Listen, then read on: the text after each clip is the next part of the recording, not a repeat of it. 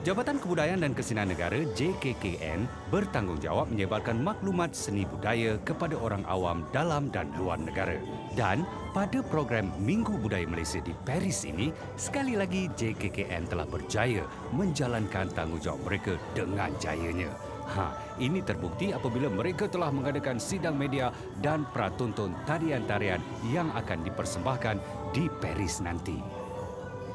Bagi pihak promosi dan juga publicity, apa yang kita lakukan untuk usaha supaya rakyat Malaysia tahu yang betapa kita ni telah mempromosikan seni budaya kita sehingga ke peringkat antarabangsa adalah melalui seperti inilah. Kita buat preview dan sesi sidang media, dan melalui preview dan sidang media ini kita dapat menjelaskan kepada masyarakat yang kita telah bawa seni budaya kita ke satu peringkat yang lebih tinggi, iaitu ke peringkat antarabangsa yang dapat membuka mata masyarakat dunia yang kita ni mempunyai pelbagai, orang kata kepelbagaian dalam seni budaya yang dapat dipertontonkan kepada masyarakat dunia. Cabaran pertamanya macam yang telah dijelaskan sebelum ini oleh Datuk Nurliza sendiri, Ketua Pengarah. Kita ada ramai artis budaya untuk di bawah Jabatan Kebudayaan, kita ada 200 lebih artis budaya. Mereka yang dipilih sudah tentunya yang terbaik. Tetapi walau bagaimanapun mereka yang tinggal itu tetap juga terbaik. Cabaran kedua yang kita dapat adalah untuk memilih repertua yang bersesuaian. Sebab kita ada pelbagai seni budaya, kita kaya dengan seni budaya, jadi kita kena pilih. Sudah tentunya pelbagai kaum, Sabah, Sarawak semua sekali, tapi kita kena pilih yang mana yang sesuai, yang diminati, kita jangka boleh diminati, menarik minat masyarakat dunia untuk memandang kita.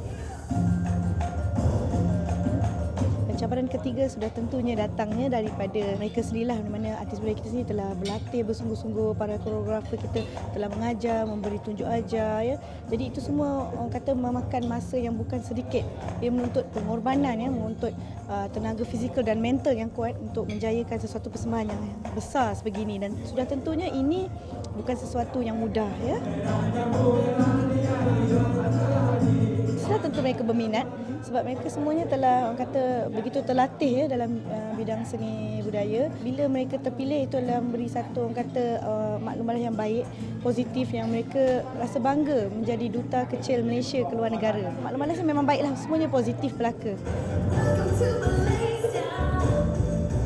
Harapan kita adalah supaya masyarakat kita di sini menghargailah, dan inilah jati diri kita. Bila kita keluar negara, kita tahu kita akan sebab tengok persembahan begini. Sebab kalau kita keluar negara, takkan kita nak melihat sesuatu persembahan yang berbentuk moden, sebab orang sana dia nak tahu apa yang kita ada. Takkan kita nak tunjukkan apa yang dia memang dah ada. Jadi kita kena bawa lagu-lagu asli, lagu-lagu joget, dan sudah tentunya ini merupakan satu identiti negara kita.